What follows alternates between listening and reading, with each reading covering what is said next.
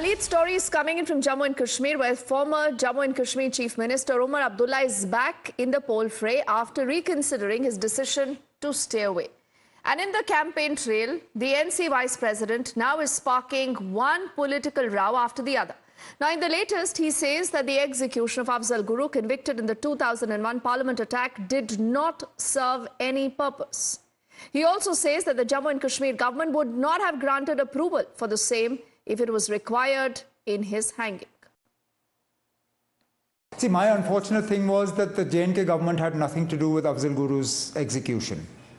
Otherwise, you would have had to do it with the permission of the state government, which I can tell you in no uncertain terms would not have been forthcoming. Why? It wouldn't have. We wouldn't have done it. I don't believe that any purpose was served by executing him. I don't.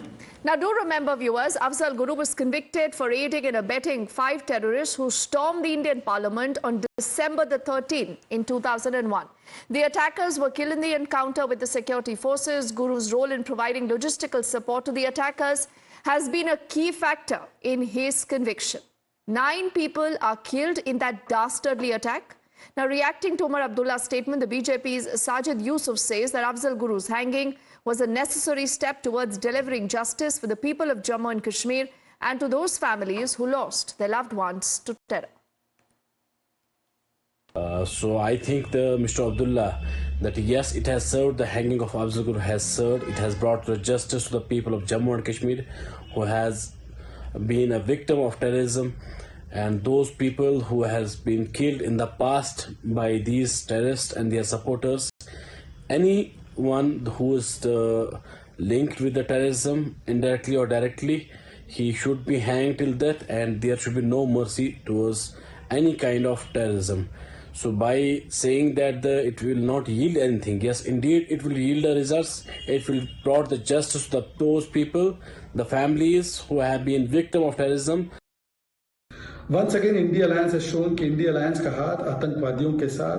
They have a soft corner for terrorism, that they keep whitewashing terrorism. They put family and vote bank interest above national interest, that they do vote bank ki rajniti over Rashtra Niti. Because Omar Abdullah is saying nothing was achieved by hanging or executing Afzal Guru. Afzal Guru was convicted by Supreme Court. His execution was decided by Supreme Court. Was Supreme Court wrong? Supreme Court is a constitutional institution. Rahul Gandhi was Supreme Court wrong in doing this? And it was your government, the UPA government, which actually carried out the execution. So was UPA government wrong? Was Manmohan Singh wrong? This shows that how, for the sake of vote bank, they can even compromise on national security. And they have been doing it for a long time. And the Congress, which remember is contesting the upcoming polls in alliance with the National Conference, already has distanced themselves from that remark. But on the other side, the other key party in the valley, the PDP, says we agree exactly what Umar has said. नहीं, वो ठीक कह रहे हैं. फांसी से आप सोच को मार नहीं सकते हैं ना. जेलों में बंद करने से आप सोच को नहीं मार सकते हैं. और democracy. See, my unfortunate thing was that the J&K government had nothing to do with Afzal Guru's execution. Otherwise, you would have had to do it with the permission of the state government, which I can tell you in no uncertain terms would not have been forthcoming. Why? It wouldn't have. We wouldn't have done it. I don't believe that. मैं कोई बयान दूंगा, फिर आप मेरे बारे में किसी और से पूछेंगे कि इन बयानों का समर्थन देना चाहिए नहीं देना चाहिए. मैं कोई बयान दूंगा, फिर आप मेरे बारे में किसी और से पूछेंगे कि इन बयानों का समर्थन देना चाहिए नहीं देना चाहिए. Also get in our colleague Pradeep, who's tracking that story, and he's joining us live. Pradeep, what explains Umar making such comments? You know, one after the other. Yesterday he spoke about a lot of these bulldozers, masjids getting sealed. Almost an Islamophobic comment again on the campaign trail. And this time around in an interview, he's speaking about Afzal Guru and his execution. Is this just to solidify his own vote bank? Yes, you're absolutely right. He's trying to solidify his own vote bank. He's trying to appease that Islamist radical elements. He thinks that will be helping him translate these words into actions, and finally, at the end of the day, it will be the vote bank also. That's what actually he's trying to do. Look at his statement. The one statement when he said that BJP is trying to put in independence, and he was talking about Sarjan Barkati. He was initially denied ticket by the Election Commission of India. Now he's saying that he's going to contest from the Bijbihara election. So basically there's a fear.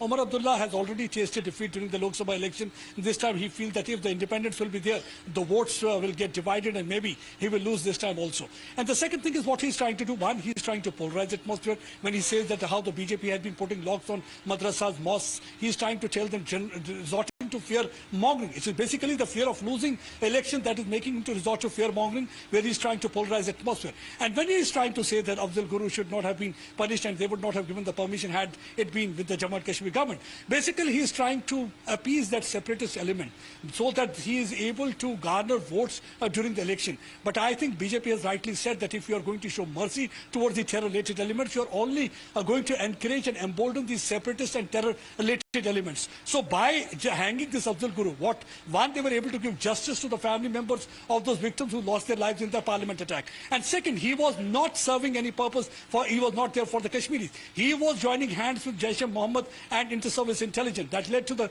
killing of 9 people. Some of them were the parliament staff members and some of them were the security force personnel who had been even ensuring the security of Omar Abdullah and many other people. So they will not speak for the men in uniform. They will always try to speak for the terrorists. And that's one of the reasons that people here say that they are like chameleons who keep on changing their color. They speak one language in Delhi, the other language in Jammu, and other language in Kashmir Valley. And now when elections are around the corner, all of a sudden, they are once again playing the soft separatism card, trying to show the world that their heart beats for people like Afzal Guru. But they should understand, if they will keep on talking about these terror-related elements, they should not forget that they are the ones who are responsible for death and destruction and devastation of Jammu and Kashmir. And people in Kashmir Valley have suffered because of them.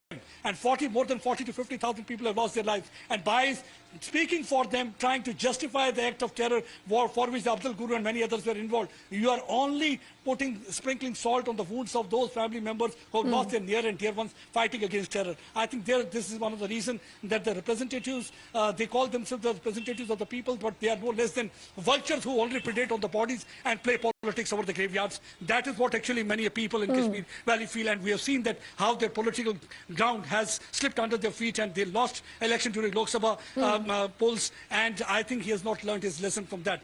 So this soft separatism card is not really going to serve purpose, because people of Jammu and Kashmir had moved ahead. They want development, they want tourism, not terrorism, because they want to keep that chapter aside and they want to start a new chapter for Nyaya Jammu and Kashmir. And not that, Pradeep, even the National Conference cares about principles, about ideologies. The very fact that to be able to ensure that he wins at least this election, he has, kind of betrayed the entire trust of the people who are speaking for the country, for national interest. And something like the execution of Afzal Guru that was ordered by the highest court was cleared by the courts. Our lead story is coming in from Jammu and Kashmir, where former Jammu and Kashmir Chief Minister Omar Abdullah is back in the poll fray after reconsidering his decision to stay away. And in the campaign trail, the NC Vice President now is sparking one political row after the other. Now, in the latest, he says that the execution of Afzal Guru, convicted in the 2001 Parliament attack, did not serve any purpose. He also says that the Jammu and Kashmir government would not have granted approval for the same if it was required in his hanging. See, my unfortunate thing was that the J&K government had nothing to do with Afzal Guru's execution. Otherwise, you would have had to do it with the permission of the state government, which I can tell you in no uncertain terms would not have been forthcoming. Why? It wouldn't have. We wouldn't have done it. I don't believe that any purpose was served by executing him. I don't.